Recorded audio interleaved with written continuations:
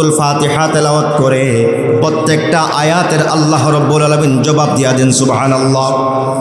বান্দা যখন নামাজে দাঁড়ানোর পর যখন বলে আলহামদুলিল্লাহি রাব্বিল আলামিন, সমস্ত প্রশংসা শুধুমাত্র কেবলমাত্র আল্লাহ রাব্বুল আলামিনের জন্য, যিনি তামাম পৃথিবীর পালনকর্তা। এই আয়াত যখন বলে আল্লাহ রাব্বুল আলামিন খুশি হইয়া বলেন হামিদানি আবদি, আমার বান্দা আমার প্রশংসা করল।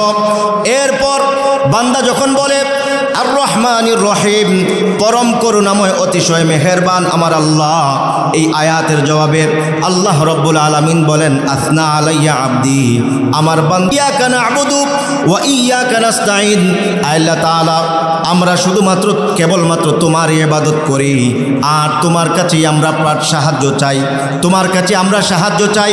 এই আয়াতের জবাবে আল্লাহ রাব্বুল আলামিন বলেন ও বান্দা শোনো, হাযা মা বাইনি ওয়া বাইনা আবদি ওয়া লিআবদি মা সাআল, এরে বান্দা তুমি আমার ইতিপূর্বে আমার অনেক প্রশংসা করেছ, আমি আল্লাহ তাআলা তোমার প্রতি রাজি হয়ে গেলাম।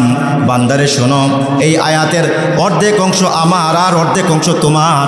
বান্দারে শোনো, আমি আল্লাহ রাব্বুল আলামিন খুশি হয়ে বলতেছি তুমি এখন আমার কাছে কি চাইবা চাও, আমি আল্লাহ তাআলা তোমার সমস্ত চাওয়া পাওয়া কবুল করে নিব। জুড়ে বলি সুবহানাল্লাহ। নাহমাদুহু ওয়া নাস্তাঈনুহু ওয়া নাস্তাগফিরুহু ওয়া নাউযু বিল্লাহি মিন শুরুরি আনফুসিনা ওয়া মিন সাইয়্যাতি আ'মালিনা। মান ইয়াহদিহিল্লাহু ফালা মুদিল্লা লাহু ওয়া মান ইউদ্লিলহু ফালা হাদিয়া লাহু। ونشهد أن لا إله إلا الله وحده لا شريك له ونشهد أن سيدنا وسندنا وحبيبنا ومولانا محمدا عبده ورسوله الذي أرسله بالحق بشيرا ونذيرا وداعيا إلى الله بإذنه وسراجا وقمرا منيرا. فقد قال الله تعالى في كلامه المجيد والفرقان الحميد: أعوذ بالله من الشيطان الرجيم. بسم الله الرحمن الرحيم. كل نفس بما كسبت رهينة إلا أصحاب اليمين في جنات يتساءلون عن المجرمين ما سلككم في سقر قالوا لم نك من المصلين ولم نك نطعم المسكين وكنا نخوض مع الخائضين وكنا نكذب بيوم الدين حتى أتانا اليقين. وقال النبي صلى الله عليه وسلم: سبعة يظلهم الله في ظله يوم لا ظل إلا ظله، أو كما قال عليه الصلاة والسلام. اللهم صل على محمد وعلى آل محمد كما صليت على إبراهيم وعلى آل إبراهيم إنك حميد مجيد اللهم بارك على محمد وعلى آل محمد كما باركت على إبراهيم وعلى آل إبراهيم إنك حميد مجيد محبت شوي ذكر করি লা ইলাহা কারো জবান বন্ধ থাকবে না কারো জবান বন্ধ থাকবে না আল্লাহর মহব্বতে আল্লাহকে রাজি খুশি করার লক্ষ্যে দিল থেকে লা ইলাহা ইল্লাল্লাহ লা ইলাহা ইল্লাল্লাহ লা ইলাহা ইল্লাল্লাহ লা ইলাহা ইল্লাল্লাহ সুবহানাল্লাহ ওয়ালহামদুলিল্লাহ লা ইলাহা সুবহানাল্লাহ ওয়ালহামদুলিল্লাহ লা ইলাহা ইল্লাল্লাহ লা ইলাহা ইল্লাল্লাহ মুহাম্মাদুর রাসূলুল্লাহ সাল্লাল্লাহু আলাইহি ওয়াসাল্লাম। আলহামদুলিল্লাহ, বাংলাদেশের ঐতিহ্যবাহী গাজীপুর জেলার রাজেন্দ্রপুর রেলগেট উত্তরপাড়া বায়তুল মামুর জামে মসজিদের উদ্যোগে আয়োজিত চতুর্থ বার্ষিক ওয়াজ মাহফিলের মোহতারাম সদরে ইজলাস, দিগার উলামায়ে কেরাম, মুরব্বিয়ানে আযম, এছাড়াও উপস্থিত আছেন আমার অত্যন্ত কাছের অতি আপন হৃদয়ের স্পন্দন হজরত খালিদ বিন ওয়ালিদের উত্তরসূরি, তারেক বিন জিয়াদ, মোহাম্মদ বিন কাসিমের উত্তরসূরি, আমার যুবক নওজোয়ান বন্ধুগণ, পর্দার অন্তরালে অবস্থানরত আছেন আম্মা জান খাদিজাতুল কুবরা ও আম্মা জান আয়েশা সিদ্দিকা রাদিয়াল্লাহু তাআলা আনহুমার উত্তরসূরি, পরম শ্রদ্ধেয়া সম্মানিতা মা ও বোনেরা, শুরুতেই মহান আল্লাহ সুবহানাহু ওয়া তাআলার আলিশান দরবারে লাখো কোটি শুকরিয়া জ্ঞাপন করি যে আল্লাহ সুবহানাহু ওয়া তাআলা আমাদেরকে মহব্বত করে, আমাদেরকে বাছাই করে আজকের এই আজিমুশ-শান ওয়াজ মাহফিলে আসার বসার, কিছু কথা বলার ও শোনার মহান মনিব আমাদেরকে যে তৌফিক দিয়েছেন, এজন্য আমরা সবাই অন্তরের অন্তঃস্থল থেকে শুকরিয়া আদায় করি। জবান ছেড়ে দিয়ে আওয়াজ করে সবাই বলি আলহামদুলিল্লাহ। মুহতারাম হাজিরিন, দীর্ঘ লম্বা আলোচনা করার কোনো সুযোগ নাই।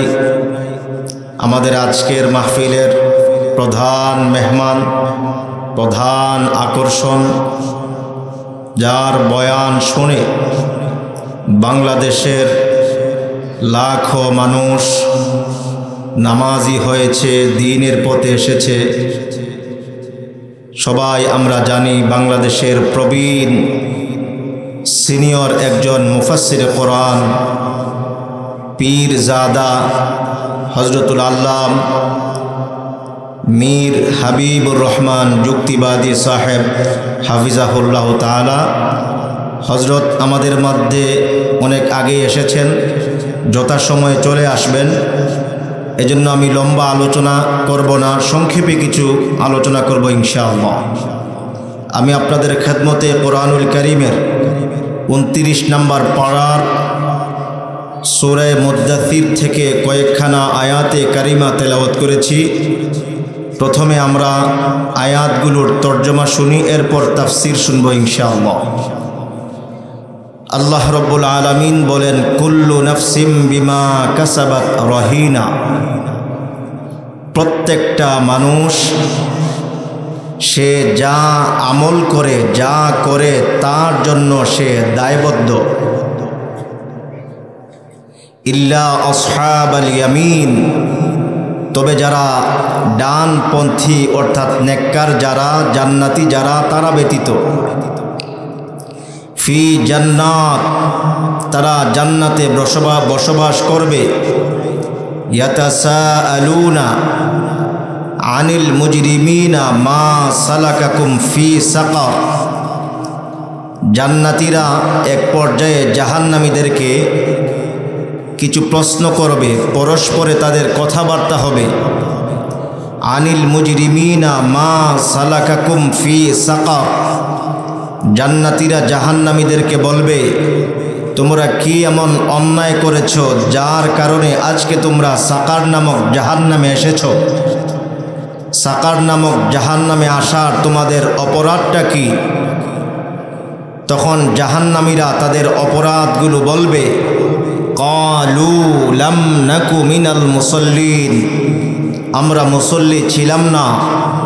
ওয়ালাম নাকু নুতঈমুল মিসকিন, এবং আমরা মিসকিন, অসহায় যারা, দরিদ্র গরিব যারা, তাদেরকে আমরা খাবার দিতাম না। ওয়া কুন্না নাখুদু মাআল খায়িদিন, এবং আমরা মানুষের দোষ চর্চা করতাম, মানুষের সমালোচনা করতাম।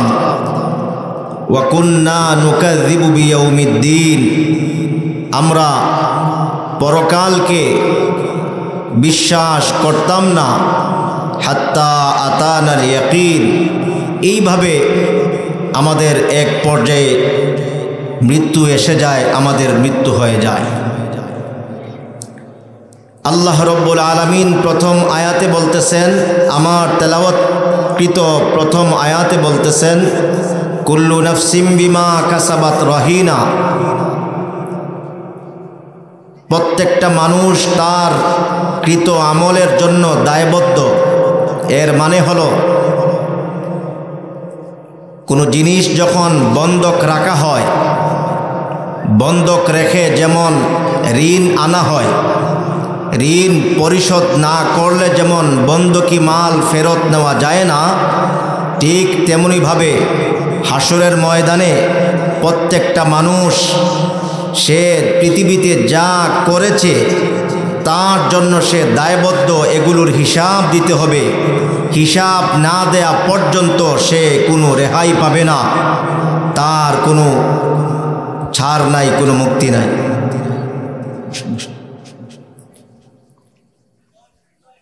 এরপর আল্লাহ রব্বুল আলামিন বলতেছেন, ইল্লা আসহাবাল ইয়ামিন, তবে আসহাবে ইয়ামিন যারা, ডানপন্থী যারা, নেককার যারা, তারা দায়বদ্ধ থাকবে না। কারণ তাদের হিসাব সহজ হবে, তাদের তো কোনো টেনশন নাই, তারা তো দুনিয়ার মধ্যে কোনো অন্যায় করে নাই, দুনিয়াতে নেক আমল করেছে। তাদের কথা আল্লাহ বলতেছেন, ইল্লা আসহাবাল ইয়ামিন, তারা ব্যতীত তাদের কোনো সমস্যা হবে না। মুহতারাম হাজিরিন, এর পরপরই এখানে আল্লাহ রব্বুল আলামিন জান্নাতি এবং জাহান্নামীদের একটা আলোচনা কয়েকটা আয়াতে উল্লেখ করলেন। জান্নাতি এবং জাহান্নামীদের একটা টক শো হবে, একটা পরস্পরে আলোচনা হবে, একে অপরকে বলবে, জান্নাতি জাহান্নামীকে বলবে, কি এমন অন্যায় করেছো যার কারণে আজকে সাকার নামক জাহান্নামে এসেছো, কারণটা কি? সাকার কি জানেন? এমন একটা ভয়ঙ্কর কঠিন একটা জাহান্নামের নাম, যার আগুন সর্বদা প্রজ্বলিত থাকে।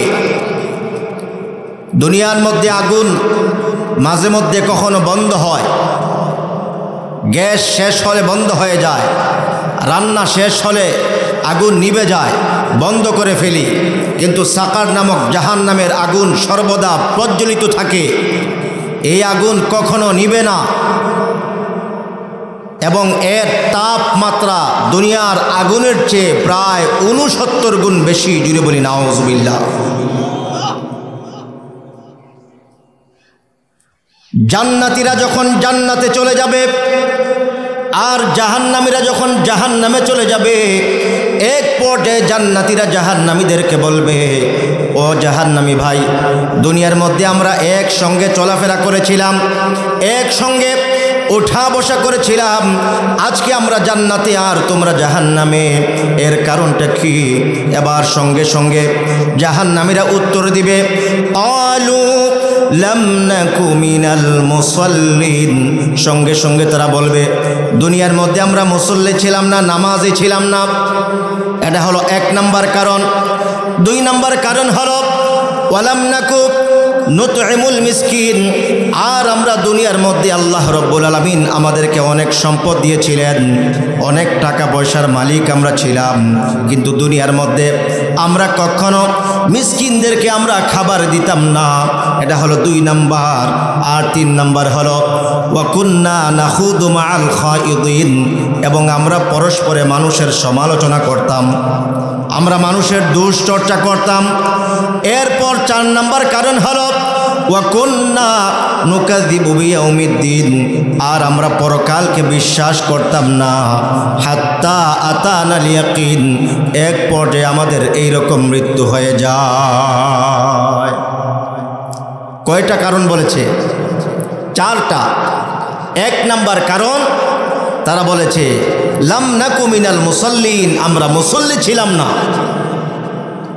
2 নম্বর, আমরা মিসকিনদেরকে খাবার দিতাম না। 3 নম্বর, আমরা মানুষের দুশ্চর্চা করতাম, সমালোচনা করতাম। 4 নম্বর, আমরা পরকাল বিশ্বাস করতাম না, হাত্তা আতানাল ইয়াকিন। এইরকমভাবে ইয়াকিন এসে যায়। ইয়াকিন মানে হলো দৃঢ় বিশ্বাস। ইয়াকিনের অর্থ কি? দৃঢ় বিশ্বাস। মৃত্যুকে ইয়াকিন বলা হয়েছে এজন্য, কারণ মৃত্যু চরম সত্য। এটা কি সবার বিশ্বাস আছে না নাই? আছে। দুনিয়ার মধ্যে যত মাসআলা মাসাইল আছে, সব কিছুর মধ্যে মানুষের দ্বিমত থাকে, মতানৈক্য, ইখতিলাফ থাকে, কিন্তু মৃত্যু চরম সত্য।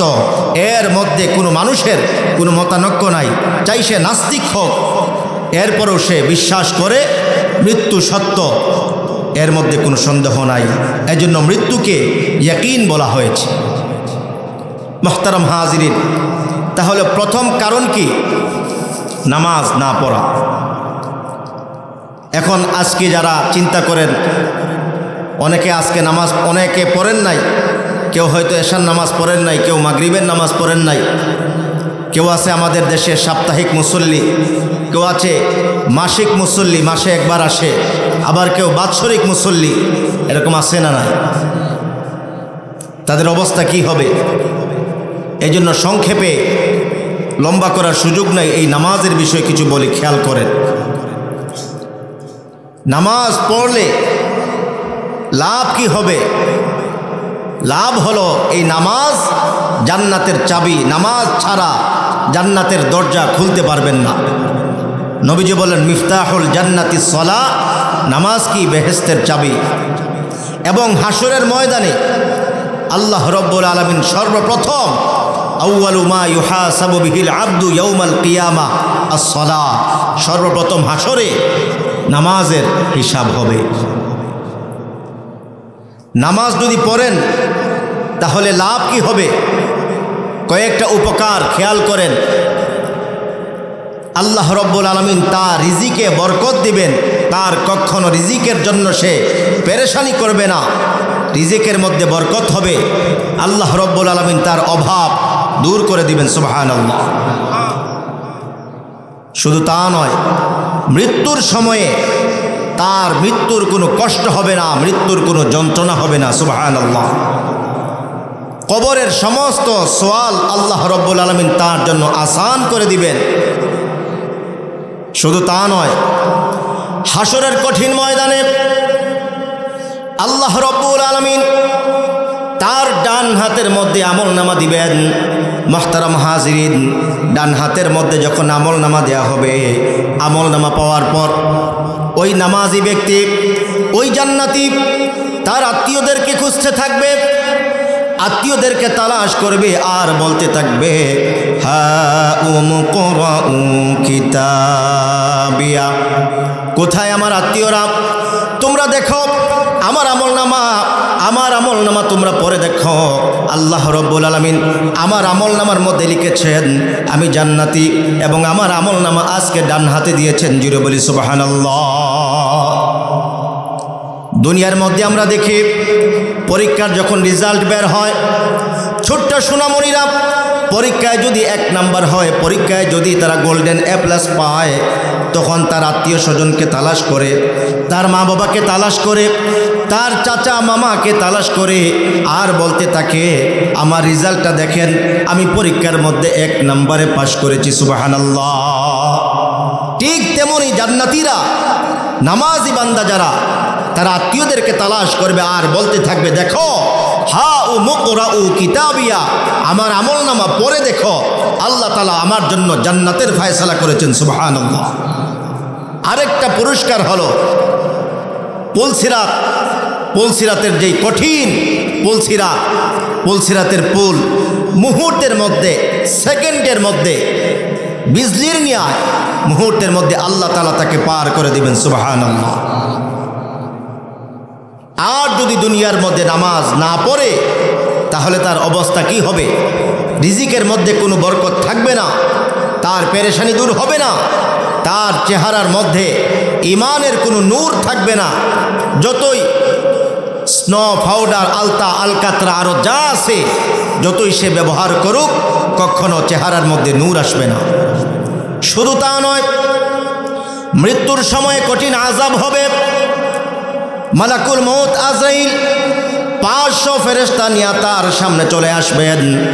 প্রত্যেক ফেরেশতার হাতে ভয়ঙ্কর কঠিন মুগুর থাকবে, গুর্জ থাকবে। সমস্ত ফেরেশতারা এই সমস্ত কঠিন গুর্জ নিয়ে তার চতুর্দিকে বসে পড়বেন। প্রত্যেক ফেরেশতা ওই বেনামাজির পায়ের মধ্যে আঘাত করবেন, তার পেটের মধ্যে আঘাত করবেন, এই রকম গোটা শরীরের মধ্যে আঘাত করতে থাকবেন।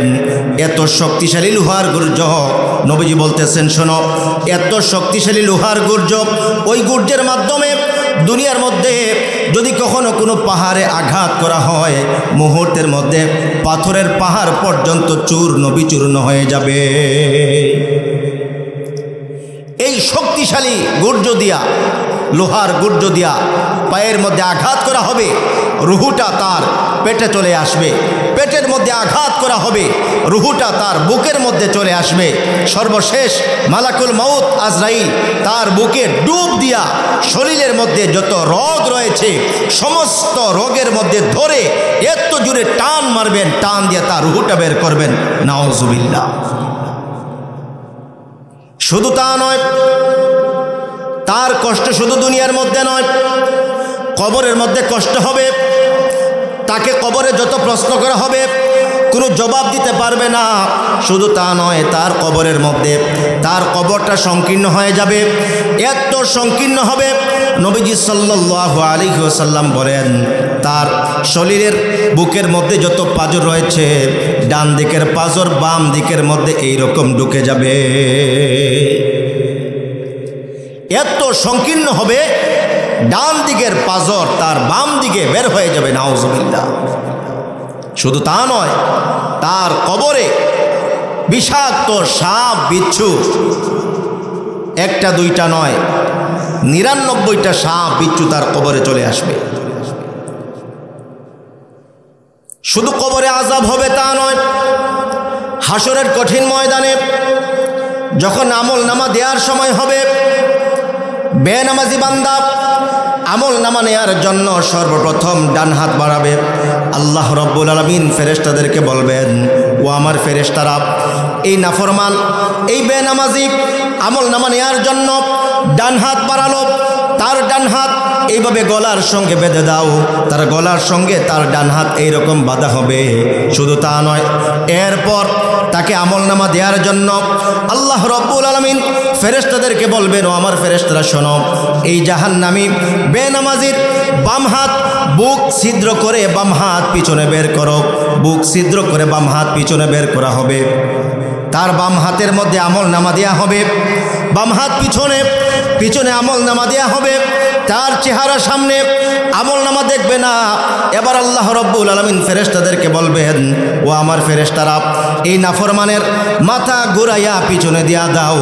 মাথা ভেঙ্গে পিছনের দিকে দেয়া হবে, তার চেহারা এবার পিছনে চলে যাবে, এরপর তার আমলনামা দেয়া হবে।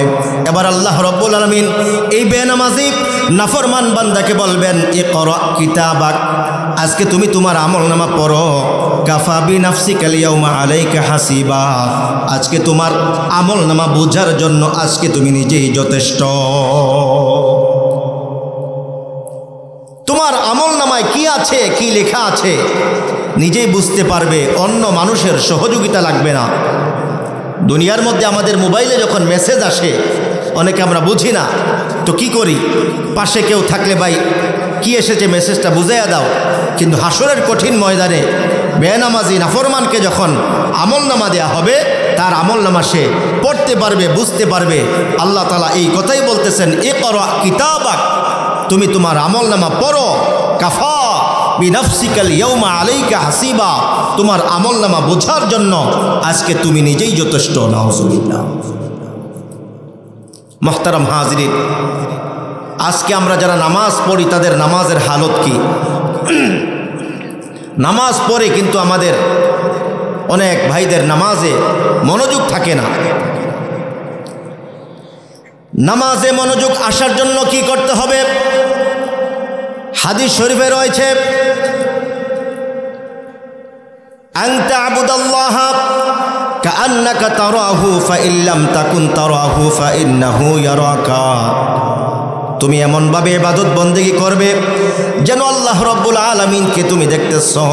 শোনো, ফাইন লাম তাকুন তারাহু, আর তুমি যদি আল্লাহ রব্বুল আলামিনকে তুমি দেখতে না পাও, ফাইন্নাহু ইয়ারাকা, তুমি মনে করবে, তুমি এই ধারণা রাখবে আল্লাহ রব্বুল আলামিন আমাকে দেখতেছেন, আমি আল্লাহর সামনে দণ্ডায়মান।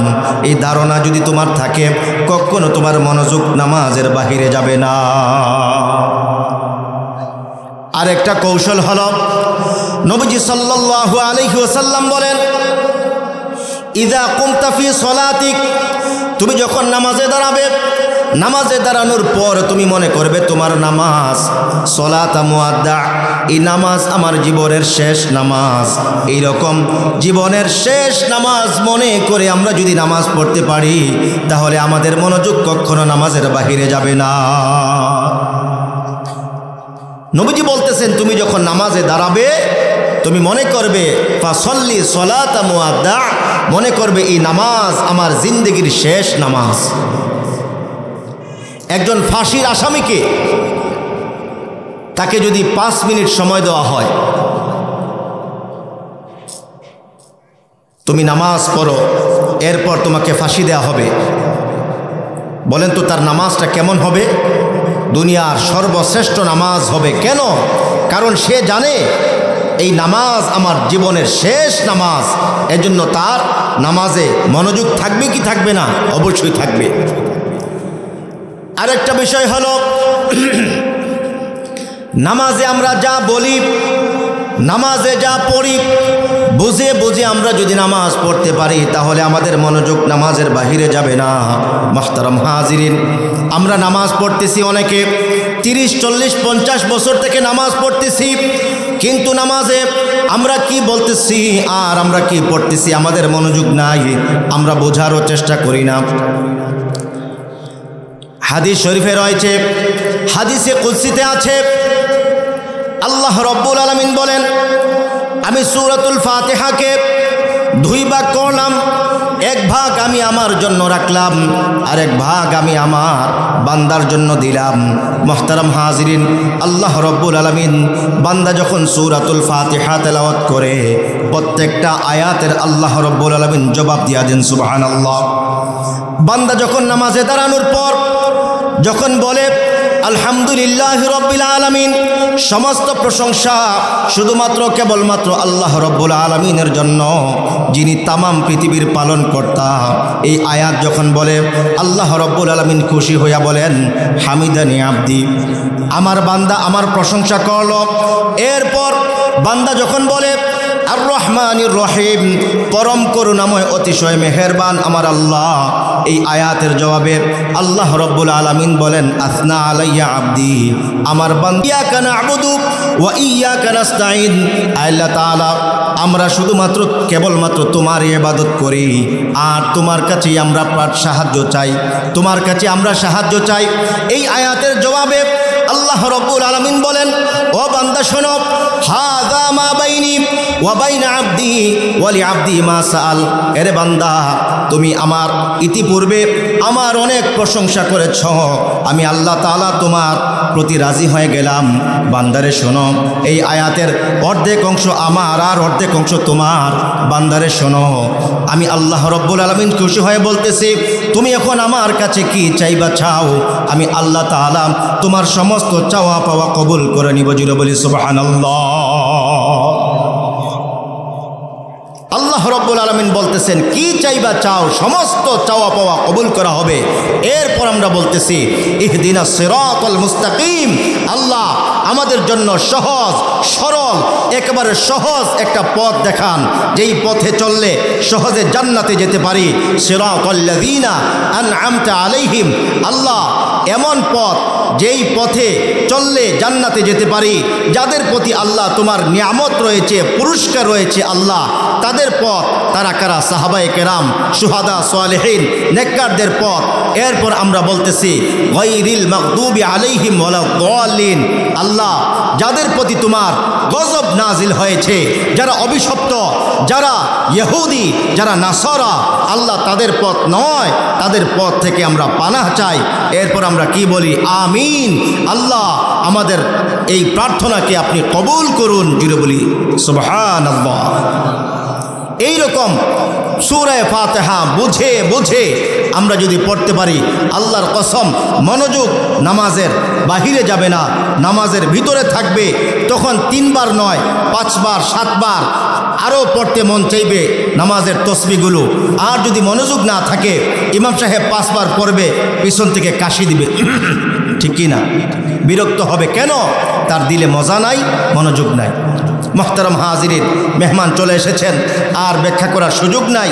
একটা হাদিস বলেছি, নবীজি বলেছেন, হাসরের কঠিন ময়দানে 7 শ্রেণীর মানুষকে, সাবআতু ইউযিল্লুহুমুল্লাহু ফি যিল্লিহি ইয়াওমা লা যিল্লা ইল্লা যিল্লুহু।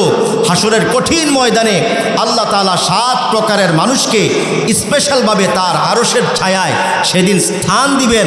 এই 7 শ্রেণী কারা? ইনশাআল্লাহ পরবর্তী যদি কখনো সুযোগ হয়, ইনশাআল্লাহ এই বিষয়ে আলোচনা হবে।